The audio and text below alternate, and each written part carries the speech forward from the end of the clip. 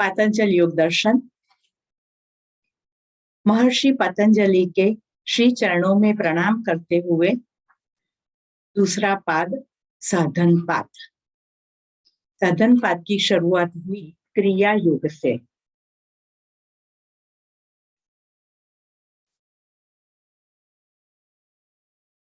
मानसी खाई ले। स्वाध्याय અને ઈશ્વર પ્રધાન ખાઈ લે મને ખબર હતી તમે મને પૂછો કાલનું બાકી રહેલું હતું મારે મનમાં રમતું હતું જે કાલે આપણે ડિસ્કસ કર્યું ને લાસ્ટ થિંગ અમારા મગજમાં ફરતી હતી કે આપણે ક્લેશ કરીએ ને કર્મો બને અને કર્મોથી કેમ કે ક્લેશ કરીએ એટલે કર્મો એવા જ બનવાના કર્મો બને એટલે વધારે ક્લેશ વધારે પ્રોબ્લેમ વિશિયસ સાયકલ ફરતી જ રહે એ આપણું લાસ્ટ હતું ને કાલ રાતના મને મગજમાં ફર્યા જ કરતું હતું આ વસ્તુ ઇટ ઇઝ વેરી ટ્રુ એટલે એન્ડલેસ બેટા પછી એન્ડલેસ ચાલ્યા જ કરે કે જો આપણે જાગૃત ના થઈ જઈએ તો શું આપણે દુઃખી થવા માટે દર જન્મે આવવાનું તો પછી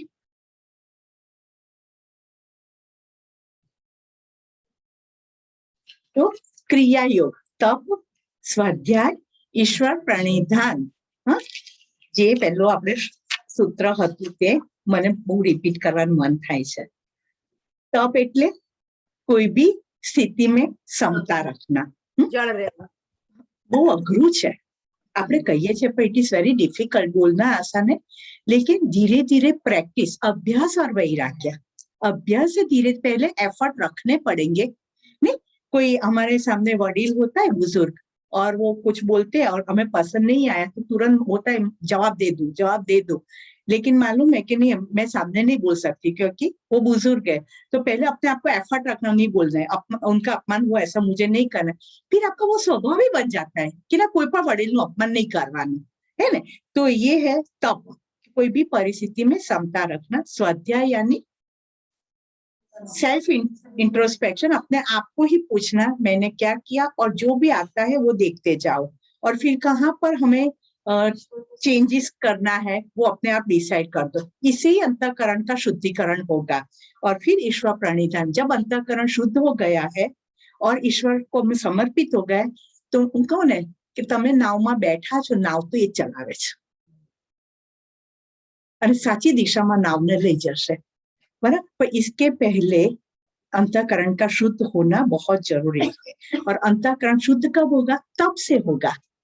तप्या वगर कहीं ना थाय। तो ये हो गया क्रिया योग। और फिर दूसरा सूत्र जो है क्रिया योग से समाधि लाभ होने से ये क्लेश जो है उसका जो मात्रा है वो कम हो जाती है। तो कौन से क्लेश है? 5 सुरभि, नाम खाली बताओ। यस, अविद्या, आसक्ति, राग, द्वेष और अभिनिवेश। अविद्या यानी झलक, अज्ञान। किस प्रकार का अज्ञान? अनित्य में नित्य देखना, अशुचि में शुचि देखना, दुख में सुख देखना और अनात्मा में आत्मा देखना। दैट इज कॉल्ड अविद्या, अज्ञान, इग्नोरेंस। बराबर। पल्लवी बेन, अस्मिता એટલે अहंकार। हूँ करता छू, सब कुछ मैं ही करता हूँ और परमात्मा को मानना ही नहीं, ऐसा कोई है ही नहीं तत्व, करने वाला तो मैं ही हूँ। अहंकार, दैट इज अस्मिता। निसर्ग राग એટલે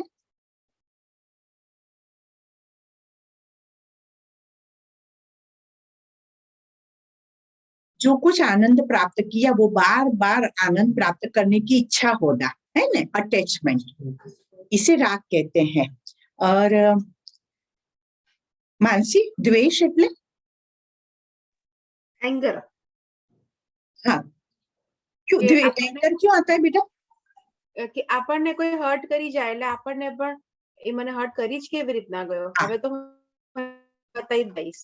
हाँ, उसको दूर रखने की इच्छा और सामने आ जाए तो एंगर है ना। और तुर्भी, अभिनिवेश, क्लेश का कारण। पर अभिनिवेश का अर्थ क्या होता है बेटा? कि किसी मृत्यु का डर, मृत्यु का डर, हमेशा मृत्यु का, फिर वो चाहे फुलिश व्यक्ति हो या तो नॉलेजेबल व्यक्ति हो, सबको मृत्यु का डर अंदर रहता है। और अभिनिवेश का अर्थ सच में ऐसा होता है, सच में ऐसा होता है कि मैं हमेशा ये पृथ्वी पर रहना चाहिए, बस मैं मरना नहीं चाहिए, हूँ मरवो ना चाहिए। दिट इज कॉल्ड अभिनिवेश। और जब तक ये अविद्या है, अविद्या भी होती है, तब वहां पर क्लेश आने ही वाले हैं, क्योंकि બધું रॉन्ग परसेप्शन છે, બધું જ रॉन्ग परसेप्शन होता है, वहां दुख तो आने ही वाले हैं। तो दुख के जो क्लेश के 4 अवस्था बताई, प्रसुप्त यानी कि बीज स्वरूप में है, अभी वो जागृत नहीं हुए हैं क्लेश। तनु यानी શિથિલ અવસ્થામાં રહેવું, કારણ કે એની સામે આપણે કોઈ સાધના કરીએ છીએ એટલે ક્લેશ છે શિથિલ અવસ્થામાં જતા રહે। વિચ્છિન્ન यानी માનસિક, એટલે કોઈ મોટા પ્રોબ્લેમ આવે ને એટલે આપણે નાના પ્રોબ્લેમ દબી જાય અંદર, એટલે દબાઈ જાય, ઇનએક્ટિવ થઈ જાય। અને સચી ઉદાર એટલે ઉદાર ક્લેશ એટલે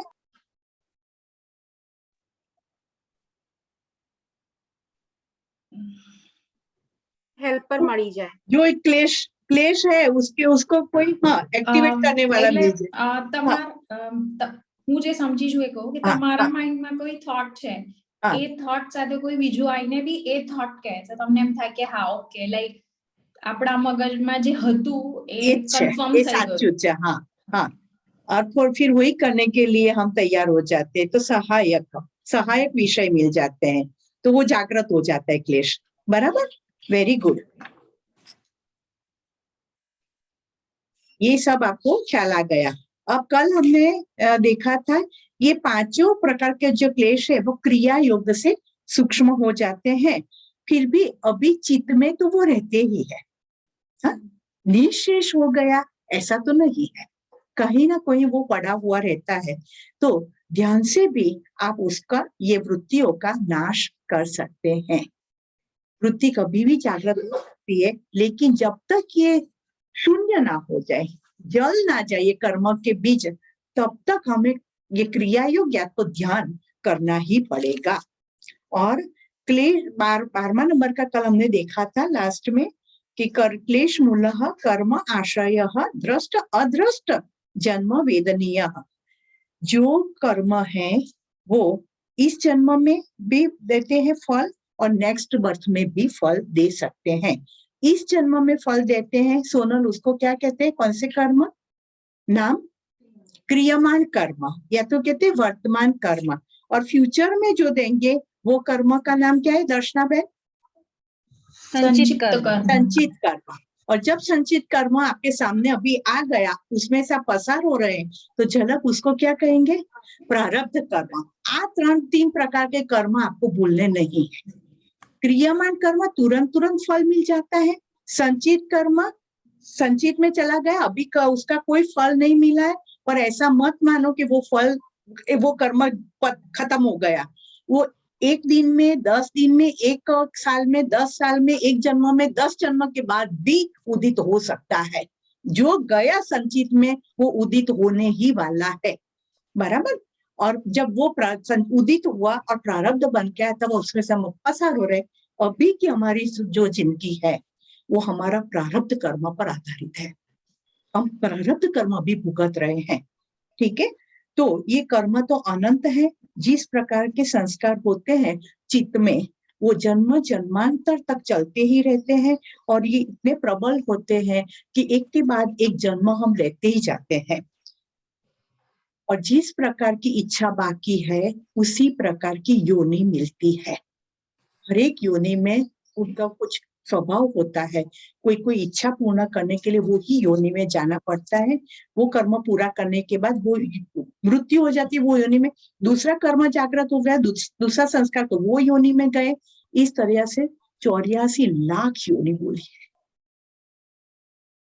यानी कि कितने संस्कार हम अंदर पकड़ के रखते हैं कि एक के बाद एक योनि में जाना पड़ता है, और फिर सूर्य में जाकर तपते हैं, तब ये मनुष्य जन्म मिलता है।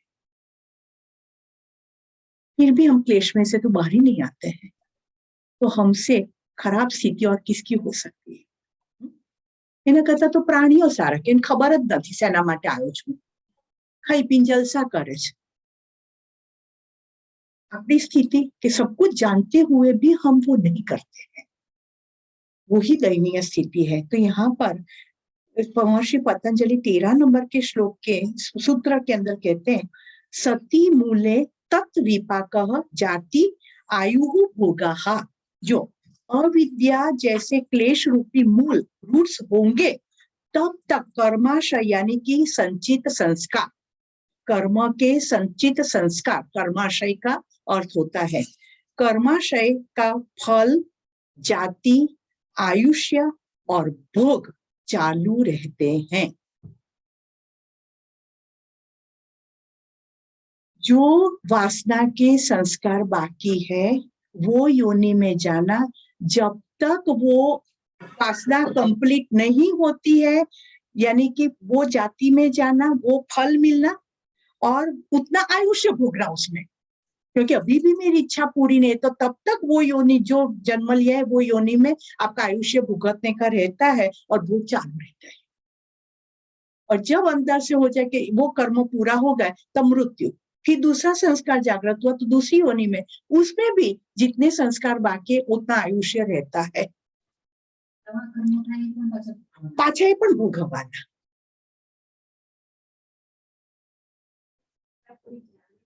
इना माटे हाँ वही आता है ना कि इसके लिए जागृत रहना पड़ता है। तो जब तक क्लेश रूपी रूट है तब तक कर्माशय यानी के कर्म के संचित संस्कार रहने ही वाले हैं। विवेक बुद्धि से वो मूल को काटना है, विवेक बुद्धि से। इसीलिए परमात्मा ने एक हमें विशेष अधिकार दिया है, विवेक बुद्धि, डिस्क्रिमिनेशन पावर। खुद नक्की करो। एक मनुष्य जन्म में ऐसा है कि आपको निर्णय करने की क्षमता है, निर्णय करने का अधिकार आपको दिया गया कि मुझे ये मार्ग पर जाना है कि मुझे ये मार्ग पर जाना है। बाकी कोई देवलोक में भी ऐसा नहीं है, सिर्फ मनुष्य जन्म में कि आप निर्णय ले सकते कि मुझे कैसा जीवन जीना है। और वो भी जब भगवत कृपा होती है, गुरु की कृपा होती है, वडीलों की कृपा होती है, शास्त्रों की कृपा होती है और पांचवी कृपा आत्म कृपा होती है, तब भी कल्याण के मार्ग पर जाने की इच्छा होती है। बाकी तो अविद्या में ही रहते हैं। 14 नंबर का सूत्र, तेरा परिताप फलाहा पुण्य अपुण्य हेतु त्वात्। अब जो कर्माशय यानी कि कर्म के संचित संस्कार होते हैं वो सुख और दुख रूप होते हैं। कई कर्म हमारे सुख रूप होते हैं और कई कर्म हमारे दुख रूप होते हैं। वो सुख रूप होते हैं वो पुण्य कर्म है और दुख रूप होते हैं वो पाप कर्म है। तो वो दोनों भुगतते रहते हैं। तो अभी की हम जिंदगी जो जी रहे हैं तो कहीं पर हमें सुख लगता है, कहीं पर दुख लगता है। तो अच्छे कर्मों का फल भी मिल रहा है, बुरे कर्मों का फल भी मिल रहा है, पर उसमें से फिर नए कर्म, जो अच्छे कर्म का फल मिल रहा है इसमें से राग होता है, अटैचमेंट होता जाता है, एक नया कर्म। दुख से दुख वाला कर्म जो आता है तो उसमें से द्वेष होता है, एक नया कर्म। तो वो चलते ही जाते हैं, चलते ही जाते। और सबसे ज्यादा ये कर्म बंधन किसके साथ होता है? हमारे करीबी लोगों के साथ। हमारे पति है, हमारे माता पिता है, हमारे सास ससुर है, हमारे बच्चे हैं, इनके साथ ही ज्यादा कर्म बंधन होते हैं। इसीलिए ये स्वरूप में आए हैं, इसी घर में आए, इसी के साथ जुड़े, क्योंकि अब साथ में रहेंगे तो ही जल्दी कर्म आपके कटेंगे। राहित व्यक्ति जो है उसके साथ तो आप साल में एक बार मिलते हैं तो कितने कर्म कटेंगे? साथ में रहते तो ही कर्म बनते हैं या कटते हैं। तो ऐसा लगता है कि सबसे ज्यादा दुखी हमें वही लोग करते हैं, ऐसा हमें लगता है कि वो लोग हमें सबसे ज्यादा दुख करते हैं। लेकिन समझ लेना चाहिए कि वो भी हमारे ही कर्मों का फल है, वो भुगत लेना है और उसमें से मुक्त हो जाना है। पर यू कौन समझे? ये मन से हमें दुखी करे, बता ही दईश है ना। एक एमन ये कि वो कर्म संस्कार जो है ने वो समझ में आता है तो भी बार बार वो सभी समाधि, वापस उसमें जाना, वापस उसमें जाना, वापस उसमें, समझ लिया, निकल गए, टाइमिंग, अपर वैराग्य, टाइमिंग, फिर वही कोई संस्कार उदित हो गया क्योंकि वो तंदा पड़े, फिर अंदर चले गए, फिर मालूम पड़ता है तब बाहर आ गए वापस। इस तरह से वो जाते हैं, आते हैं, नए नए कर्म बांधते रहते हैं और फिर कर्म के डूंगर खड़े होते जाते हैं और वो तो भुगत में अभी बाकी ही है। तो वो कहते हैं जो दुख रूप कर्म होते हैं ना, इसमें से वो षट रिपु जो हमारे, षट रिपु यानी षट यानी 6, रिपु यानी दुश्मन, हमारे 6 दुश्मन है, बाहर नहीं है, अंदर ही है। कौन कौन से? काम यानी कामनाएं, इच्छाएं, क्रोध, मोह यानी कि राग, अटैचमेंट, माया, ममता, मद, मत्सर, काम, क्रोध, लोभ, मोह, मद, माया जवा दो, माया એટલે એટેચમેન્ટ આવી જ કરું, મદ અને મત્સર। काम એટલે કામનાએ, ઈચ્છાએ, વાસનાએ, બરાબર। क्रोध यानी एंगर, लोभ यानी ग्रीड, सब कुछ मुझे चाहिए, सब कुछ मुझे चाहिए। काम, क्रोध, लोभ, मोह यानी अटैचमेंट, राग हो गया वो। मद यानी अहंकार, अस्मिता, और मत्सर यानी ईर्ष्या, जेलसी।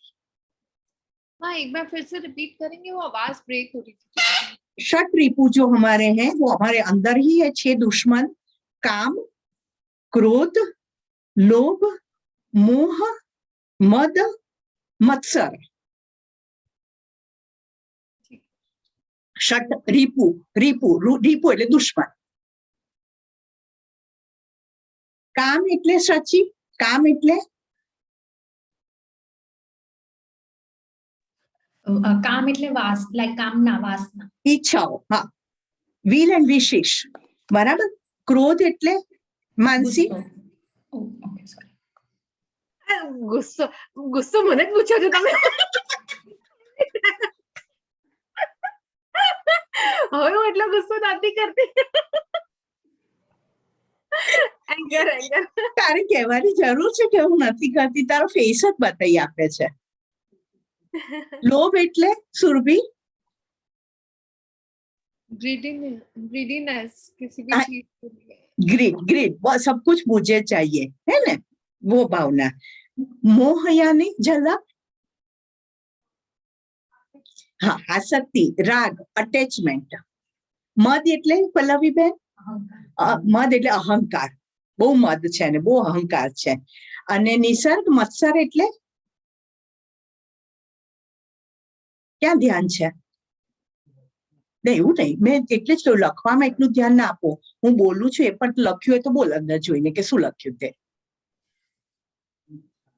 મત્સર એટલે ईर्ष्या, ईर्ष्या, ये 6 षट रिपु है, वो क्लेश के कारण है, वो दुख रूप है। और स्वामी शिवानंद जी महाराज क्या कहते हैं मालूम है? ईर्ष्या कितनी खतरनाक है कि अगर शरीर में कैंसर की गांठ है तो वो अच्छा है, शरीर में कैंसर की गांठ है तो अच्छा है कि व्यक्ति की मृत्यु हो जाएगी, उसको शरीर को जलाएंगे तो वो गांठ भी जल जाएगी। लेकिन ईर्ष्या ऐसी गांठ है जो जन्म जन्मांतर तक आपके साथ आती है। और गीता जी में कहा है कि जिसको जो प्राप्त करना है वो प्राप्त करके ही रहता है। आपकी ईर्ष्या करने से कोई फर्क नहीं पड़ने वाला है, फर्क तो आपके ही जीवन में पड़ने वाला है। और सब व्यक्ति अलग है, सबका स्वभाव अलग है, सबके संस्कार अलग है, सबका वातावरण अलग है, तो सबकी प्राप्ति अलग अलग है। तो ईर्ष्या करने का कोई मतलब ही नहीं है। 2 ट्विंस बहनें होती है तो भी उनका जो भाग्य अलग अलग होता है। तो कोई भी व्यक्ति एक दूसरे के साथ कंपैरिजन नहीं कर सकती और ईर्ष्या करने का तो सवाल ही नहीं आता है। पर ये जो षट रिपु है, जो क्लेश के कारण है, जो दुख रूप है, उसका निवारण कैसे किया जाए बोलो तो कौन कहेगा? क्या? हाँ, मंत्र से, मंत्र जाप करते हैं कोई भी, हाँ, फिर तप करते हैं, उपवास वगैरह हम करते हैं, दैट इज कॉल्ड तप। फिर समाधि यानी कि ध्यान करते हैं, कोई ईश्वर या देवता को का पूजा करते हैं हम, या तो गुरु की पूजा करते हैं। इससे इसकी मात्रा कम होती जाती है। स्वाभाविक रूप से अंधेरा है, वहां बैटरी डालेंगे तो प्रकाश होने ही वाला है। तो ये सब क्रियाएं है, वो अज्ञान रूपी अंधेरा है, उसमें से आपको बाहर निकालते। खुद को देख सकते हैं कि अरे मैं ये लेकर घूमती हूँ, इसीलिए मैं दुखी हूँ। तो उसको अब बाहर तो निकालना है, पर बाहर कैसे निकाले? तो ये आपके साधन हो गए, मंत्र जप है, तप है, समाधि यानी कि ध्यान है, ईश्वर या देवता या गुरु की पूजा है, इससे ये मात्रा कम होती है।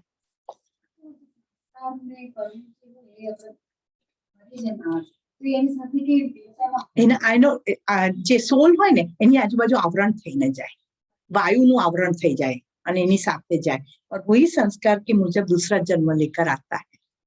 वीर और विशेष सब उसके साथ आवरण के रूप में जाते हैं। और 15 सूत्र, परिणाम ताप संस्कार दुख ही गुण वृत्ति विरोधात च दुखम एव सर्वम विवेकिनः। परिणाम दुख, ताप दुख और संस्कार दुख, ऐसे त्रिविध प्रकार के दुख है, और वो तीनों गुणों की वृत्तियों की वजह से परस्पर विरोध होने से ये दुख पैदा होते हैं। लेकिन विवेकी व्यक्ति होती है, जो विवेक बुद्धि का प्रयोग करती है, उसकी दृष्टि में तो सब कर्म फल दुख रूपी है, यानी कि सुख मिलता है वो भी उसके लिए तो दुख रूप ही है, क्योंकि उसे मालूम है कि कुछ भी शाश्वत नहीं है। और इसकी वजह से 3 प्रकार के दुख आते, परिणाम दुख, ताप दुख और संस्कार दुख। परिणाम दुख किसे कहते हैं? जो विषय सुख भोगने की इच्छा होती है इंद्रियों को, बराबर, और भोगते भी है, पर भोगने से राग उत्पन्न होता है। एक बार से संतोष हो गया ऐसा जरूरी है? कि मुझे बहुत आनंद मिला तो अब संतोष हो गया, अभी दूसरी बार मुझे इच्छा नहीं होगी, ऐसा जरूरी नहीं। उस बार बार इच्छा होती है, बार बार इच्छा होती है, क्योंकि उसमें राग पैदा हो गया, इससे तृष्णा प्रबल होती जाती है, और इसे कहते, और वो नहीं मिलता है तब परिणाम दुख आता है। तृष्णा प्रबल हो जाती है, और तृष्णा बढ़ने से एक परिणाम दुख आता है कि मुझे चाहिए पर अभी अवेलेबल नहीं है, तो परिणाम दुख आ गया। भोगने के बाद भी दुख आता है। फिर ताप दुख कैसे होते हैं? कि जो विषय सुख भोगने की इच्छा है, लेकिन बीच में कोई अवरोध पैदा करता है, तब जो दुख आता है कि हमारी बच्चे केम आवे, इससे जो दुख आता है उसे ताप दुख कहते हैं। विषय सुख भोगने की इच्छा जो है उसमें अवरोध पैदा होता है, तब द्वेष क्लेश पैदा होता है, द्वेष पैदा होता है, और इससे सुख का नाश हो गया। मुझे जिसमें से सुख मिलने वाला था उसका नाश हो गया, तो मुझे दुख की प्राप्ति हुई, तो वो ताप दुख कहलाता है। मैम ना समझ पड़ी। परिणाम दुख मानવું પડે બેટા? ना, એટલે એ બંનેમાં परिणाम, जो विषय सुख की इच्छा होती है, हाँ, और वो भोगने के बाद તમે મને એવી રીતે લાઈક એવી રીતે કહો ને, લાઈક આપણે લાઈક આપણે મને આ આપણું ઈચ્છા ઉદાહરણ છે દઈએ, એ રીતે તો હા, હું એ રીતે કનેક્ટ કરી લઈશ। હા હા હા, જો આપણને મને કેડબરીઝ ખાવાનું ગમે છે, બરાબર, એક કેડબરીઝ ખાધી એનાથી મને લાઈફ ટાઈમનો સંતોષ થઈ ગયો એવું તો નથી। કાલે ફરી ઈચ્છા થશે, પાછી કાલે ખાઉં, પાછી કાલે ખાઉં, રોજ રોજ ઈચ્છા થાય છે, અને પછી એ ખાવા ઘરમાં નથી કેડબરીઝ, પણ ઈચ્છા મને બહુ થઈ છે, મળતું નથી, એટલે પરિણામ દુઃખ। ઘરમાં કેમ નથી કેડબરીઝ, મને ભાવે છે, ઘરમાં કેમ નથી, बराबर, वो परिणाम। भोगने के बाद भी इसकी इच्छा रहती है, वो नहीं मिलने पर परिणाम दुख आता है। पर दूसरा है ताप दुख। मुझे कैडबरीज अच्छी लगती है, मैं रोज रोज खाती हूँ, फिर घर में से कोई व्यक्ति कहती है कि रोज खाना अच्छा नहीं है, डायबिटीज हो जाएगा या तो दांत खराब हो जाएंगे, बस अब वो खाती थे, ये बच्चे केम तू आयो, दैट इज ताप दुख। મારી વચ્ચે તું કેમ આવ્યો, મને આમાંથી આનંદ મળે છે, તું કેમ વચ્ચે બોલે છે? ધેટ ઇઝ કોલ્ડ તાપ દુઃખ. બરાબર, મારા વચ્ચે નહીં પડવાનું તમારે કોઈએ. और संस्कार दुख. अब सुख सुख जो हम लेते हैं या तो दुख लेते हैं, इसे सुख दुख के अंदर संस्कार पड़ते हैं, बराबर, इससे कर्म बनते हैं, इससे संस्कार बनते हैं, એને કહે છે સંસ્કાર દુઃખ. સુખ ભોગવ્યું, એની ઈચ્છા પ્રબળ થઈ, ના મળ્યું એટલે દુઃખ થઈ ગયું પાછું, અને બીજા કોઈએ વચ્ચે અવરોધ ઉભો કર્યો એટલે દુઃખ થયું. આ દુઃખો મને થયા એટલે હું પછી રિવેન્જફુલ થઈ જઈશ, છાનું છૂપું કરીશ બધું, અને એને કારણે જે સંસ્કાર મારા બંધાયા તે સંસ્કાર દુઃખ કહેવાય. કે પાછી આખી હવે મારી મનોવૃત્તિ બદલાઈ ગઈ કે મને વચ્ચે અડચણ રૂપ કરે છે તો હવે તમે ના જુઓ એવી રીતે હું કરીશ, પણ હું કરીશ. ये संस्कार दुख. ये नए नए कर्म संस्कार बांधते जाते, वो भी भुगतने पड़ते हैं, क्योंकि वो संस्कार तो चित्त में पड़ गए, तो उसको भुगतना भी तो बाकी है. वो ही आवागमन का कारण बनता है. जो संस्कार दुख है वो ही आवागमन का कारण है, और वो परिणाम दुख और ताप दुख में से ही पैदा हुआ है. बधाમાં दुख दुख જ છે. સુખ ભોગવીને દુઃખ, દુઃખ તો દુઃખ જ છે. પાછું એમાંથી સંસ્કાર બંધાય, પાછું આવવાનું દુઃખ, દુઃખ લેવા. और इसका कारण क्या है? सत्व रजस और तमस, 3 गुण इसके पीछे काम करते हैं.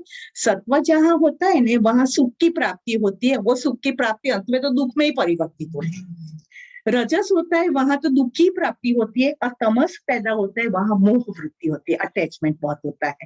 ये तीनों प्रकार की जो वृत्ति है, गुण है, उसमें से 3 वृत्ति पैदा होती है, इसमें से ये 3 दुख आते हैं. क्लियर થયું?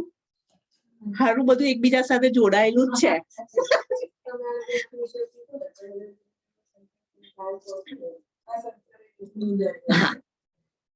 હા,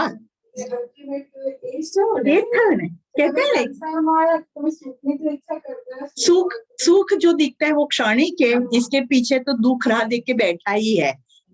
सिंपल, मरचाનું ભજીયું ખાધું ત્યાં બહુ મજા આવી, પછી પછી એસિડિટી થઈ અને પછી ગયા ત્યારે પાછળ બળ્યું. એટલે आप फिर भी जब मिर्ची के भजिए बनते तो मन तो होता ही है कि नहीं चलो खा ले, बरसे तो बरसे.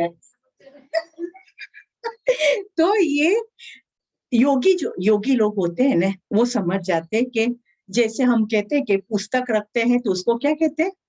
पुस्तकालय. औषध रखते हैं उसे क्या कहते हैं? औषधालय.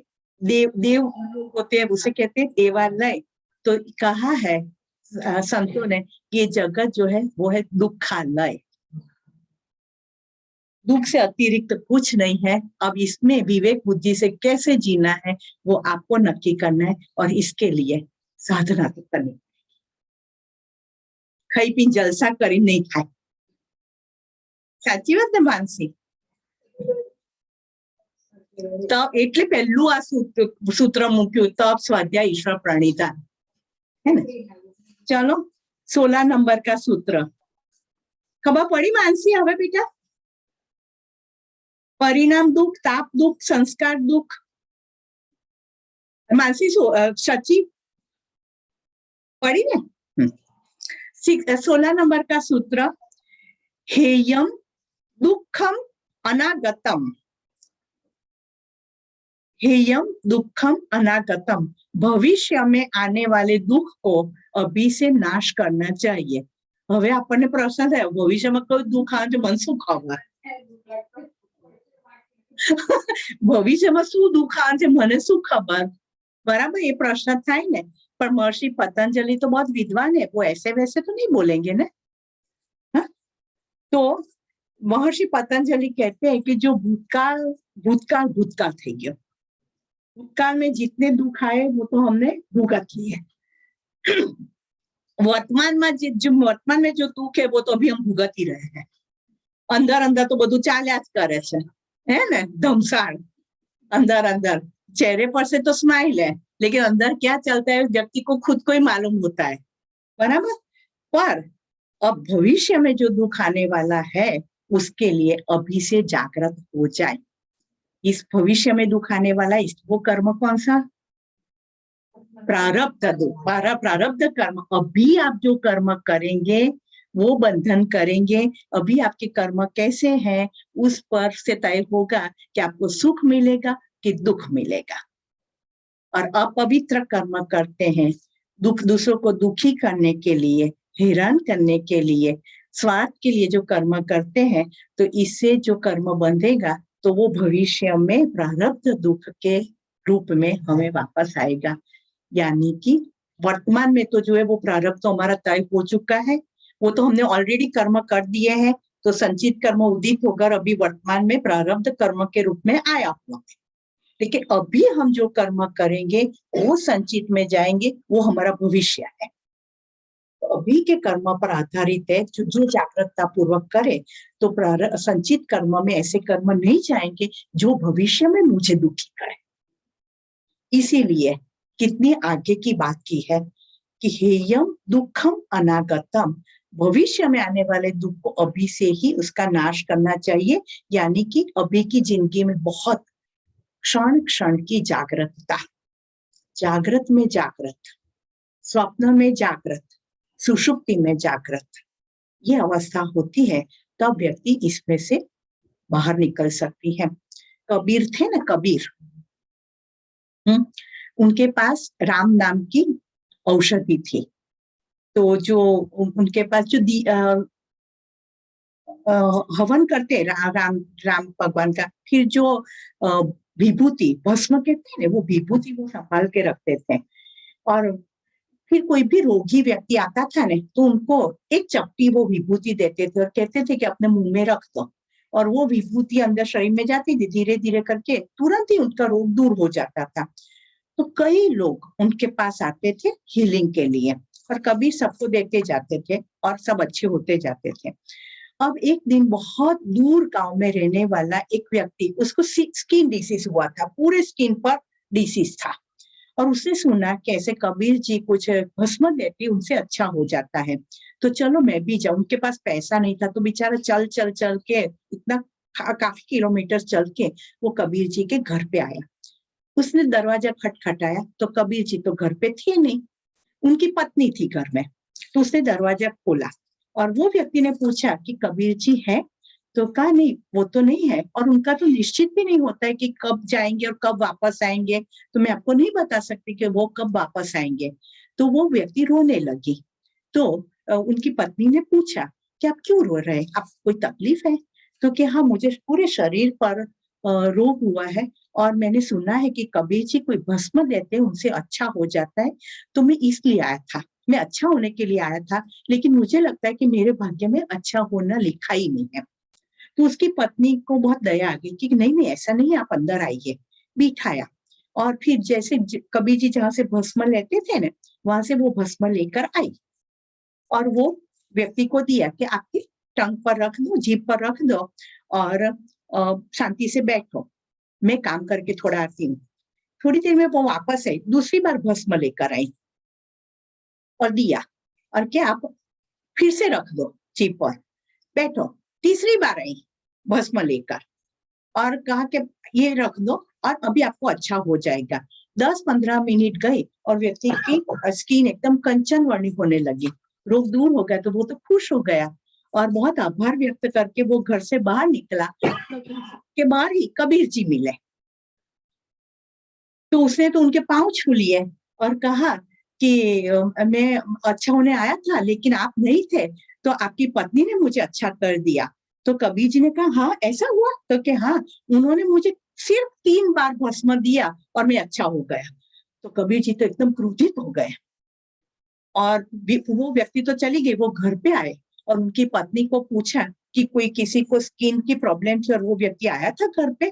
तो कि हाँ, और आपने उसको अच्छा किया? तो कि हाँ, जैसे आप भस्म लाकर देते हैं तो उसी तरह से मैंने भस्म लाकर दी, 3 बार दी और वो अच्छे हो गए। तो कबीर जी ने अपनी पत्नी पर गुस्सा किया कि एक बार भस्म देने से व्यक्ति अच्छी हो जाती है, तो तुमने 3 बार भस्म क्यों दी? इसका मतलब ये हुआ कि तुझे राम नाम में श्रद्धा नहीं है, कि एक बार भस्म दी, शायद अच्छा ना हो तो दूसरी बार दिया, शायद अच्छा ना हो तो आपने तीसरी बार दिया, तो 3 बार आपको श्रद्धा नहीं थी इसलिए दिया। एक ही बार में व्यक्ति अच्छी हो जाती है। तब उसकी पत्नी ने प्रणाम करते हुए कहा कि ना, मुझे राम नाम में पूरी श्रद्धा है, लेकिन मैंने देखा, एक बार मैंने उनको भस्म दिया, तब मैंने देखा कि उसके वर्तमान कर्म चल रहे हैं, अभी उसके संचित कर्म तो बाकी थे। तो मैंने दूसरी बार आकर के उसको भस्म दी कि उसके संचित कर्म जल जाए, और मैंने देखा कि वो प्रारब्ध के रूप में तो उसका फल जमा हो गया है, तो मैंने तीसरी बार उसको भस्म दी कि उसका प्रारब्ध कर्म भी जल जाए।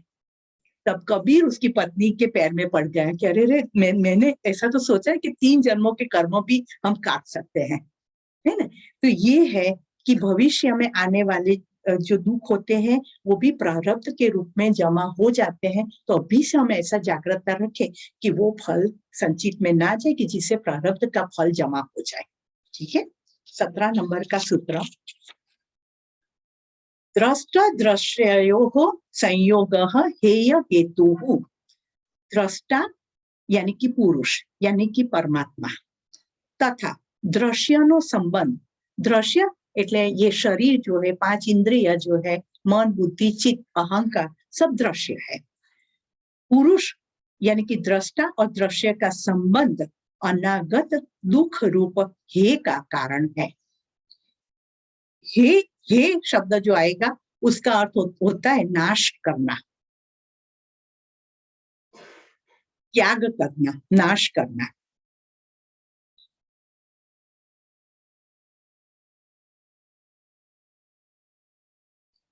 दृष्टा यानी परमात्मा, दृश्य यानी हमारा ये स्वरूप,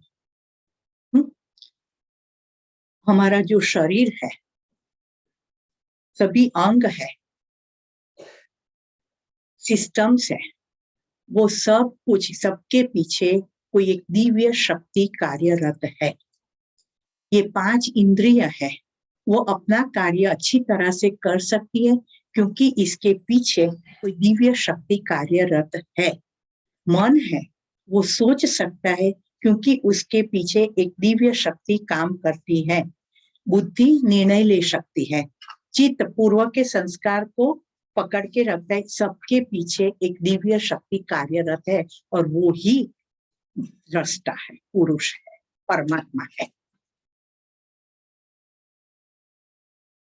करने ये सब कुछ अच्छी तरह से चलता है। ये पूरा मशीन, अद्भुत मशीन भगवान ने ये बनाया है। ये शरीर रूपी मशीन अद्भुत है, लेकिन वो चलाने वाला जो नहीं दिखाई देता है वो परमात्मा है। लेकिन वो दिखाई नहीं देता है तो हमें लगता है कि कर्ता हर्ता मैं ही हूँ, मैं ही कर रहा हूँ, और वो ही दुख का कारण है। अपने आप को कर्ता मान लेते हैं, एक अहंकार से जी रहे हैं, वो ही दुख का कारण है। उसका नाश करना जरूरी है। अपने आप को कर्ता मानना यानी कि अविवेक लाना। मम्मी पप्पा ने बंगला बांधा है, અને આપણે તો કમાઈને ઘર ચલાયા કરીએ છીએ મહિનાનું, અને પછી કે આ બધું મારા કારણે છે, બધું મારા કારણે છે। ભાઈ તારા કારણે નથી, પહેલા લોકોએ મહેનત કરી છે આની પાછળ, હે ને।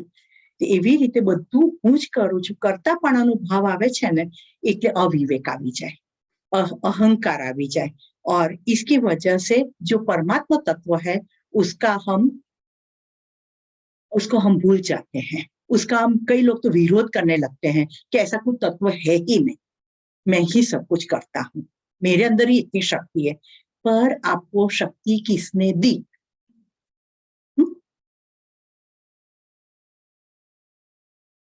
तो इसके लिए दृष्टा और दृश्य का जो संबंध है वो संबंध वो एकात्म भाव मानना उसको कि दोनों एक ही है, तो वो ही दुख का कारण है, उसका नाश होना चाहिए। 18 नंबर का जो सूत्र है, प्रकाश क्रिया स्थिति शीलम भूत इंद्रिय आत्मकम भोग अपवर्ग अर्थम दृश्यम। पुरुष के भोग और मोक्ष के लिए पंचभूत यानी कि 5 तत्व, पृथ्वी, जल, तेज, वायु, आकाश और 10 इंद्रिय यानी कि 5 ज्ञानेन्द्रिय, 5 कर्मेंद्रिय के रूप से परिणाम प्राप्त करते हुए प्रकाश, क्रिया और स्थिति रूप स्वभाव वाले सत्व, रजस और तमस, ये 3 गुण रूप प्रकृति दृश्य है। पुरुष अदृश्य है, परमात्मा अदृश्य है, लेकिन जो 5 तत्व है, 5 ज्ञानेन्द्रिय है, 5 कर्मेंद्रिय है और 3 गुण है। 3 गुण कैसे हमें मालूम पड़ता है कि जहां पर प्रकाश है, जहां पर संवादिता है, शांति है, अच्छाई है, सज्जनता है, वहां सत्व गुण है। जहां पर स्वार्थ है, चंचलता है, वहां पर रजोगुण है। और जहां पर निष्क्रियता है, क्रोध है, वहां पर आतंकवाद है, वहां पर तमस है। ये सब हमें दिखाई देता है, वो प्रकृति है। परमात्मा अदृश्य है, प्रकृति दृश्य है। पर अदृश्य तत्व को दृश्य मान देना या तो उसका विरोध करना, वो ही दुख का कारण बनता है। और हम ऐसा मान लेते हैं कि वो ही सब भोग, जो अदृश्य तत्व है, वो ही ये सब भोग भोगता है। ऐसा मान लेते कि जे आत्मा છે એ જ બધું ભોગ ભોગવે છે, इंद्रियों मार्फत ये भोग भोगवे છે। ऐसा नहीं है, वो तो साक्षी है, वो सिर्फ દ્રષ્ટા है। ये तो નથી ભોગ ભોગવતો કે નથી ભોગને છોડતો, ये तो खाली દ્રષ્ટાના રૂપે તમને જુએ છે। जैसे कि एक चीज है, वो अंधेरे में पड़ी हुई है, वो दिखाई नहीं देती है।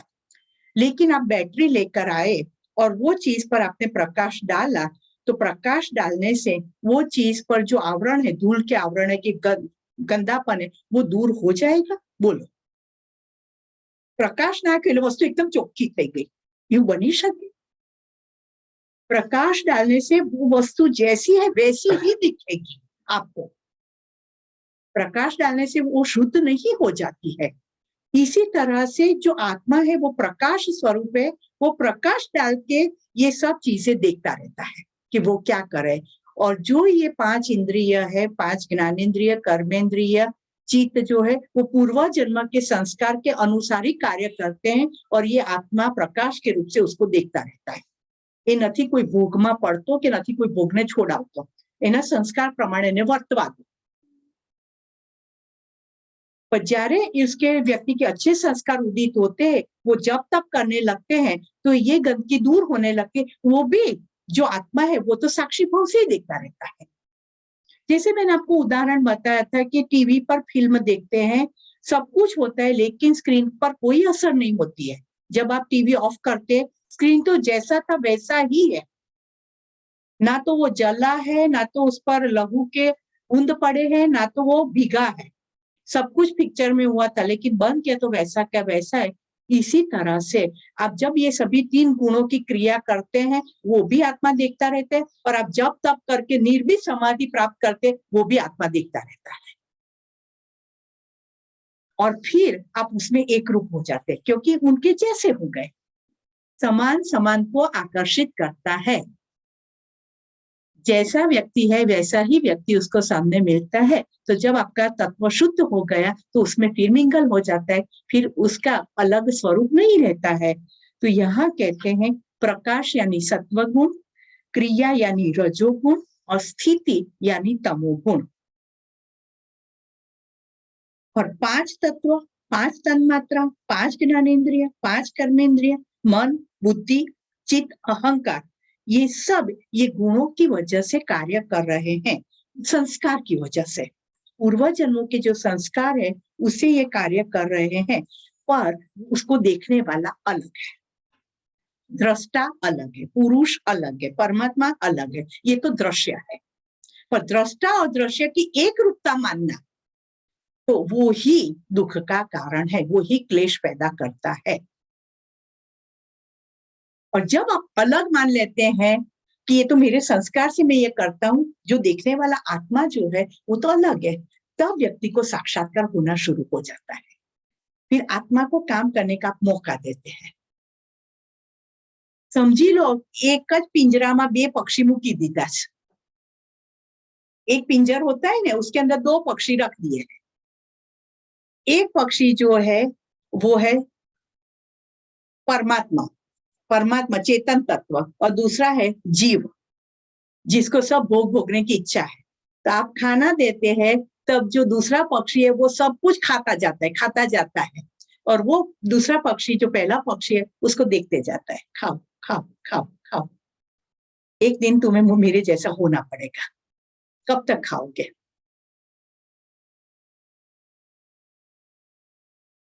और ये साक्षात्कार करने के लिए निर्बीज समाधि सिद्ध करनी पड़ेगी, यानी कि मरना पड़ेगा, यानी कि अंदर से इच्छाओं को मारना पड़ेगा। एक पक्षी, एक राजा था ने, वो जंगल में गया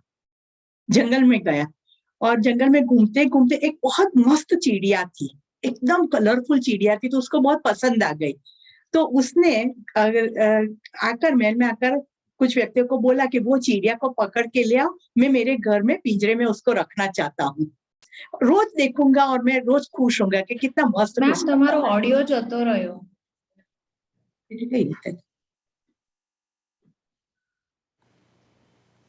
હવે સંભળાય છે બેટા? હા, પણ તમે જે બોલ્યા એ આખું મિસ થઈ ગયું। मैं कहती हूँ फिर। वो एक राजा था ने, हाँ, राजा था ने, वो जंगल में गया और एक चिड़िया देखी, बहुत ब्यूटीफुल चिड़िया थी। तो उसको मन हो गया कि उसको मेरे महल में ले आओ, पिंजर में रखूं, तो रोज मैं देखता रहूंगा और मैं खुश होऊंगा। अब उसने चिड़िया पकड़ा दी और उसने सोने के पिंजर में रख दी उसको, और वो देखता रहता था। लेकिन चिड़िया तो जंगल में उड़ती रहती है, उसके मित्र, उसके सगे संबंधी को छोड़कर इधर आ गई, जंगल छोड़ के आ गई, उसकी फ्रीडम चली गई, तो वो तो दुखी रहने लगी। वो कुछ खाती पीती नहीं थी। राजा बहुत अच्छा अच्छा खाना देते थे, खा ले करके, लेकिन उसका मन ही नहीं होता था और बाहर निकलने का कोई रास्ता नहीं था। एक दिन उसकी एक मित्र चिड़िया जंगल में से वहां आई, हाँ, और दूर बैठ के उसने वो चिड़िया को कुछ कहा अपनी लैंग्वेज में, और फिर वो उड़ के चली गई। अब जब राजा वो चिड़िया के पास आया, तब वो चिड़िया खाया पिया तो था नहीं, तो एकदम से ढल गई और मर गई। तो राजा को लगा कि अब तो वो मर गई है, तो उसको बाहर निकाल देना चाहिए। जैसे ही उसने पिंजरा खोला, वो चिड़िया उड़ के चली गई। वो मरी नहीं थी, जिंदा थी, लेकिन उसकी मित्र ने कह दिया, अगर तुझे छूटना है तो मरने का नाटक कर, तो ही पिंजरा खुलेगा और तो ही तू बाहर जा सकेगी। इसी तरह से ये जो पिंजर है, शरीर रूपी पिंजर, उसमें 2 पक्षी रहते हैं और आत्मा रूपी पंछी भी अंदर फंस गया है। हाँ? तो वो पंछी जो जीवात्मा है वो मरेगा, तो आत्मा रूपी पंछी है वो जागृत हो जाएगा। जीना तो है, हमें मरना नहीं है, लेकिन अंदर की वृत्तियों को मारना है, तब वो आत्मा जो है उसका साक्षात्कार होगा। ख्याल आ गया? अब जो है 19 नंबर का सूत्र जो है, विशेष अविशेष लिंग मात्र अलिंगानी गुण पर्वाणी। विशेष अविशेष लिंग मात्र अलिंगानी गुण पर्वाणी। विशेष लिंग, अविशेष लिंग, लिंग मात्र और अलिंग, ये 3 गुण रूप प्रकृति की खास अवस्थाएं हैं। अब जो विशेष लिंग बोला है उसमें 16 वस्तु आती है। एक तो पंच महाभूत, यानी कि मानसी, पंच महाभूत यानी पृथ्वी, अग्नि वायु आकाश, पृथ्वी ने जल। ऑर्डर में बोलीशु बेटा, पृथ्वी, जल, तेज, वायु, आकाश। सबसे नीचे पृथ्वी, फिर जल, फिर तेज, फिर वायु और फिर आकाश। पंच महाभूत, फिर 5 ज्ञानेंद्रिय। शची, ज्ञानेंद्रिय कौन सी? शब्द, ज्ञानेंद्रिय, ज्ञानेंद्रिय कान, आंख, नाक, जीभ અને સ્પર્શ। स्किन, स्किन, એટલે સ્કિન. 5 ज्ञानेंद्रिय, 5 कर्मेंद्रिय. सुरभि, 5 कर्मेंद्रिय कौन सी है? हाथ, मुंह, पैर, ऊपर, उदम. 5 कर्मेंद्रिय. और मन, मन, माइंड, ये 16 है. इसे विशेष लिंग कहा जाता है. 5 महाभूत, 5 ज्ञानेंद्रिय, 5 कर्मेंद्रिय, 15 हुए, और मन, इसको कहते हैं विशेष लिंग. कर्मेंद्रिय અને मन, ये विशेष लिंग कहा जाता है. 5 तन मात्रा, झलक तन मात्रा 5. गंध, रस, शब्द, स्पर्श और रूप, शब्द, स्पर्श, रूप, रस और गंध, ये 5 तन मात्राएं. और अहंकार, ये 6 अविशेष लिंग कहे जाते हैं. वो 16 विशेष लिंग, ये 5 तन मात्राएं और अहंकार 6 अविशेष लिंग कहा जाता है. और महत तत्व, महत तत्व यानी प्रकृति, परमात्मा की माया, महत तत्व, उसे लिंग मात्र कहते हैं. लिंग मात्र. मैम 6 को क्या बोलते हैं? अविशेष लिंग बेटा, अविशेष लिंग. और जो महत तत्व यानी प्रकृति है, माया है, उसे कहते हैं लिंग मात्र. और जब प्रकृति में ये तीनों गुणों की साम्यावस्था है तो उसे कहते हैं अलिंग. अलिंग कहते हैं, जो नित्य है. अलिंग है वो नित्य है, बाकी सभी अवस्थाएं अशाश्वत है, अनित्य है. याद रहा? 5 महाभूत, 5 ज्ञानेंद्रिय, 5 कर्मेंद्रिय और मन, 16 जो है वो विशेष लिंग. 5 तन मात्रा और अहंकार वो है अविशेष लिंग. महत तत्व यानी प्रकृति, माया, उसे कहते हैं लिंग मात्र. और जब उनमें गुणों की साम्यावस्था होती है यानी ब्रह्म, जो नित्य है, जो सत्य है, जो शाश्वत है, जो अविनाशी है, उसे कहते हैं अलिंग. उसका कोई स्वरूप नहीं है, निराकार, निर्गुण, निष्क्रिय, उसे कहते हैं अलिंग. ये प्रकृति की खास अवस्थाएं हैं. विशेष लिंग, अविशेष लिंग, लिंग मात्रा और अलिंग, ये प्रकृति की विशेष अवस्थाएं हैं. अलिंग है, उसमें से सब कुछ पैदा होता है और फिर 3 गुणों के रूप से प्रकृति काम किया करती है. लास्ट 20 नंबर का सूत्र ले लें. द्रष्टादशी मात्रः शुद्धः अपि प्रत्यय अनुपश्य. દ્રષ્ટા, દ્રષ્ટા यानी कौन? दर्शनाबेन હવે આત્મા. पुरुष, आत्मा को, परमात्मा को, पुरुष को. दृष्टा केवल ज्ञान स्वरूप है. वो बुद्धि की अशुद्धि से रहित और संपूर्ण शुद्ध है. प्रज्ञानम ब्रह्म, हमारे वेद का, ऋग्वेद का जो महावाक्य है, प्रज्ञानम ब्रह्म, 24 कैरेट सोना, वो पुरुष है, परमात्मा है, जो शुद्ध है. चित्त की वृत्तियां जो है इससे भी रहित है, वो दृष्टा है. लेकिन चित्त उसके प्रकाश से प्रकाशित होकर ज्ञान उसमें प्रतिबिंबित होता है. जो भी मैंने आपको समझाया कि वो शुद्ध है, विकार रहित है, लेकिन उसके प्रकाश से चित्त जो है वो प्रकाशित होता है और 3 गुणों की वजह से वो कार्यरत हो जाता है.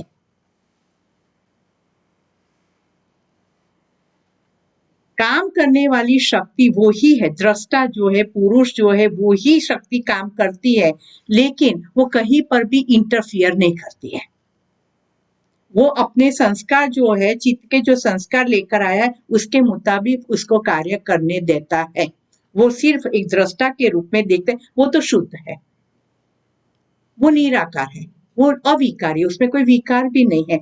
लेकिन हमारे अंदर वही शक्ति काम करने के बावजूद भी हमें ऐसा लगता है कि हम तो अशुद्ध है, हम तो अपवित्र है, हम तो अनित्य है।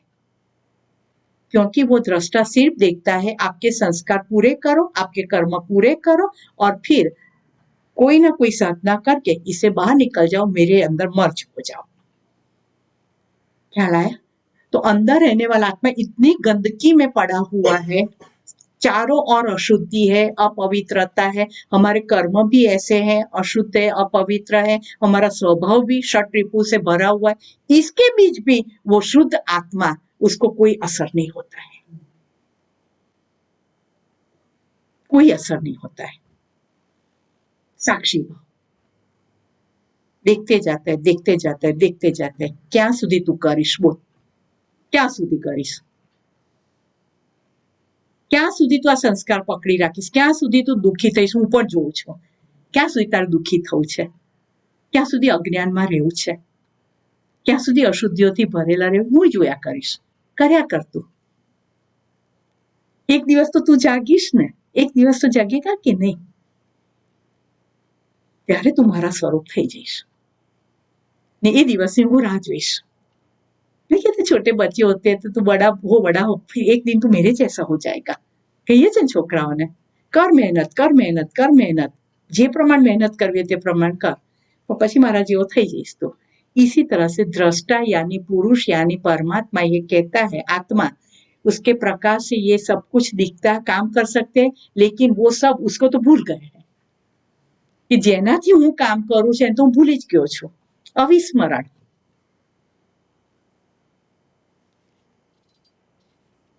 3:30 बज गए।